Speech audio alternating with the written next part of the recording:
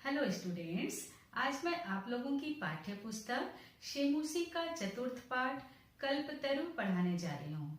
यह पाठ बेताल पचीसी नामक कथा संग्रह से लिया गया है, जिसमें मनोरंजक तथा आश्चर्यजनक घटनाओं के माध्यम से जीवन मूल्यों का निरूपण किया गया है।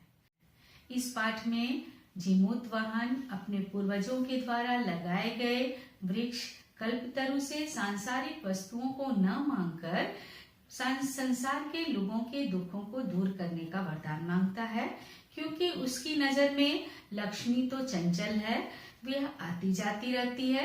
एकमात्र परोपकार ही ऐसा तत्व है जो हमेशा चिरस्थायी होता है। तो आगे देखिए इस पाठ में क्या होता है।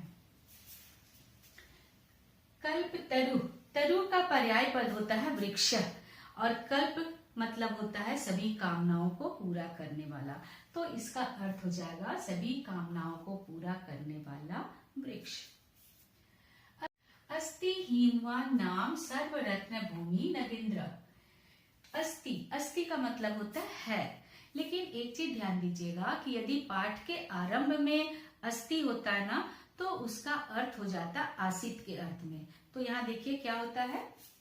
हिमवान यानी हिमालय, नाम यानी नाम वाला, सर्व रत्न भूमि सभी रत्नों की भूमि, नगेंद्र, नगेंद्र नग प्लस इंद्र संधि विच्छेद। तो इसका पूरे का संधि विच्छेद हो जाएगा सर्व रत्न भूमि ही प्लस नगेंद्र, और नगेंद्र का संधि विच्छेद नग प्लस इंद्र।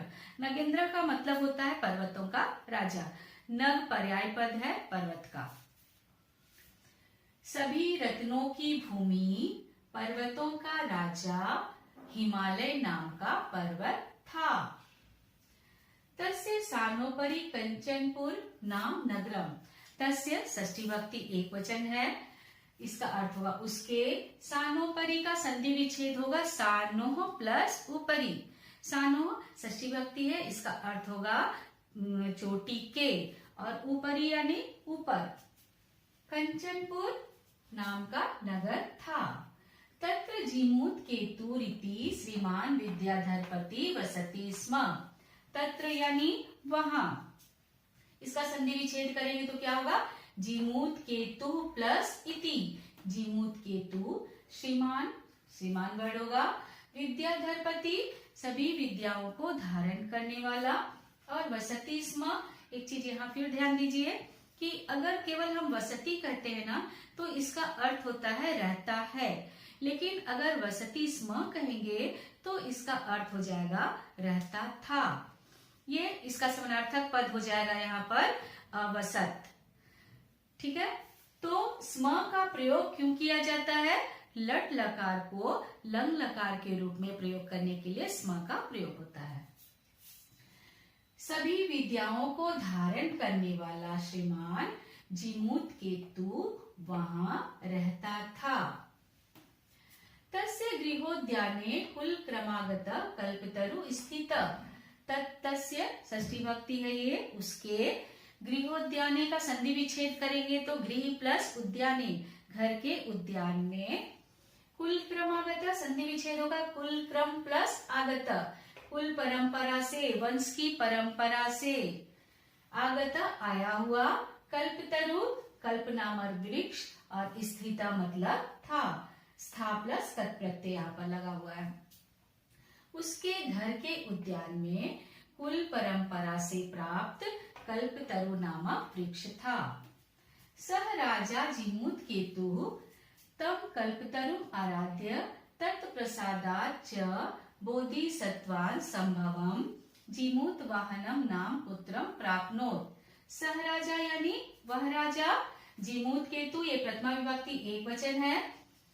तब कल्पतरु, उस कल्पतरु को आराध्य आराधना करके, तत्प्रसादात् उसकी कृपा से, प्रसादात् पंचमी विभक्ति एक वचन है, इसका अर्थ होगा कृपा से। च मतलब और, बोधिसत्वांश बोधिसत्व के अंश से, संभवम का मतलब होता है उत्पन्न। जीमूत वाहन नाम के पुत्र को प्राप्त किया। प्राप्नोत में यहाँ संधि विच्छेद होगा प्र प्लस आपनोत, प्र उपसर्ग है, आप धातु है, और लम लकार प्रथम पुरुष एक वचन है। राजा जीमूत केतु उस कल्पतरु की आराधना करके उसकी कृपा से बोधिसत्व के अंश से उत्पन्न जीमूत वाहन नाम के पुत्र को प्राप्त किया। सह महान दानवीर सर्वभूतानुकंपी च अभवत। सह यानी कौन? वह कौन यहाँ पर आ रहा है? किसके लिए आ रहा है? जीमूत वाहन के लिए आ रहा है। वह महान दानवीर सर्वभूतानुकंपी, सर्वभूत मतलब होता है सभी प्राणियों, तो यहाँ पर क्या हो जाएगा? सभी प्राणियों पर, अनुकंपी मतलब होता है कृपा करने वाला, सभी प्राणियों पर कृपा करने वाला, च मतलब और, अभवत यानी हुआ। अभवत का मूल धातु भू, लंग लकार प्रथम पुरुष एक वचन।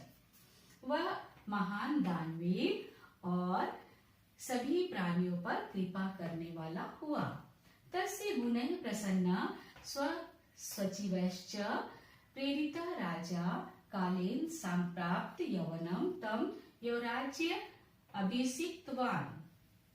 तस्य गुणैः उसके गुणों से, यानी जीमूत वाहन के गुणों से, प्रसन्न होकर, सचिव, इसका संधि विच्छेद होगा, स्व सचिव प्लस च। सचिव का मतलब होता है मंत्री।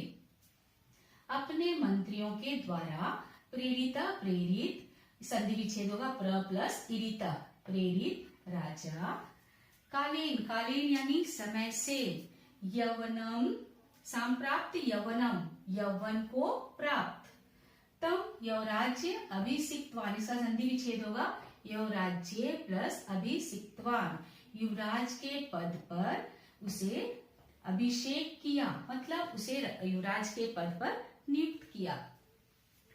यहाँ पर इसका अर्थ हो जाएगा उसके गुणों से प्रसन्न, अपने सचिव और अपने सचिवों यानी मंत्रियों के द्वारा प्रेरित राजा, समय से यवन को प्राप्त उसे युवराज के पद पर अभिषिक्त किया, बैठा दिया। यौराज्ये स्थित स जीमूत वाहन कदाचित हितैषी भी पितृ मंत्री भई उक्त। यौराज्ये युवराज के पद पर स्थित बैठा हुआ, सह जीमूत वाहन वह जीमूत वाहन का ये विशेषण है सह, वह जीमूत वाहन, कदाचित यानी कभी, हितैषी भी यहाँ तृतीय विभक्ति बहुवचन है और पितृ मंत्री भी में भी तृतीय विभक्ति वचन है। ये इस पितृ मंत्री भी का हितैषी भी विशेषण शब्द होगा। हित चाहने वाले पिता के मंत्रियों के द्वारा, उक्त मतलब कहा गया, वच प्लस कत प्रत्यय है। यहाँ पर युवराज के पद पर बैठे हुए वह जीमूत वाहन कभी पिता के मंत्रियों के द्वारा कहा गया। युवराज यो अयम सर्व कामद कल्पतरु तवोद्याने तिष्ठति। युवराज, हे युवराज, यह संबोधन पद है। यो अयम का संधि विच्छेद होगा, यह प्लस अयम। यो मतलब जो, अयम मतलब यह। ये इदम मूल शब्द है, प्रथमा विभक्ति एक वचन पुल्लिंग। सर्व कामद सभी कामनाओं को पूरा करने वाला, कल्पतरु कल्पतर नामक वृक्ष, तवोद्याने का संधि विच्छेद होगा, तव प्लस उद्याने। तिष्ठति मूल धातु स्था, लट लकार प्रथम पुरुष एक वचन।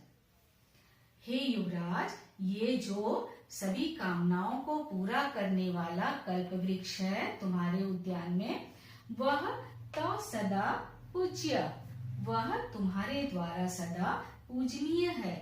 तो यहाँ पर क्या है? युष्मद मूल शब्द, षष्ठी भक्ति एक वचन, सदा का पर्याय पद होगा सदैव, अपूज्य यानी पूजनीय है। हे युवराज, यह जो सभी कामनाओं को पूरा करने वाला कल्प वृक्ष तुम्हारे उद्यान में स्थित है, वह तुम्हारे द्वारा सदा पूजनीय है। अस्मिन् अनुकूले स्थिते शक्रो अपि न अस्मान् बाधितुं शक्नुयात् इति। अस्मिन् अनुकूले, ये दोनों सप्तमी विभक्ति है और ये अनुकूले का ये विशेषण है।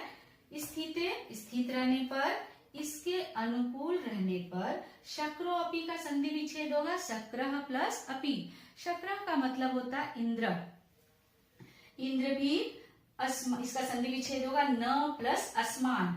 असमान मूल शब्द अस्मत्, द्वितीय विभक्ति बहुवचन। हम लोगों को बाधितों बाधा पहुंचाने में न का अर्थ अब हम लोग यहाँ पर लेंगे नहीं सकता, मतलब इसके अनुकूल रहने पर इंद्र भी हम लोगों को बाधा नहीं पहुंचा सकता। आकर्ण्य एतत् जिमूत वाहन अचिंतयत्, इसका संधि विच्छेद करेंगे तो क्या होगा? आकर्ण्य प्लस एतत्। एतत् यानी यह। आकर्ण्य का प्रकृति प्रत्यय होगा आ प्लस कर्ण प्लस ल्य, और इसका अर्थ होगा सुनकर, तो इसका समानार्थक पद क्या हो जाएगा? श्रुत्वा। यह सुनकर जिमूत वाहन अचिंतयत्, जिमूत वाहन ने अचिंतयत् यानी सोचा।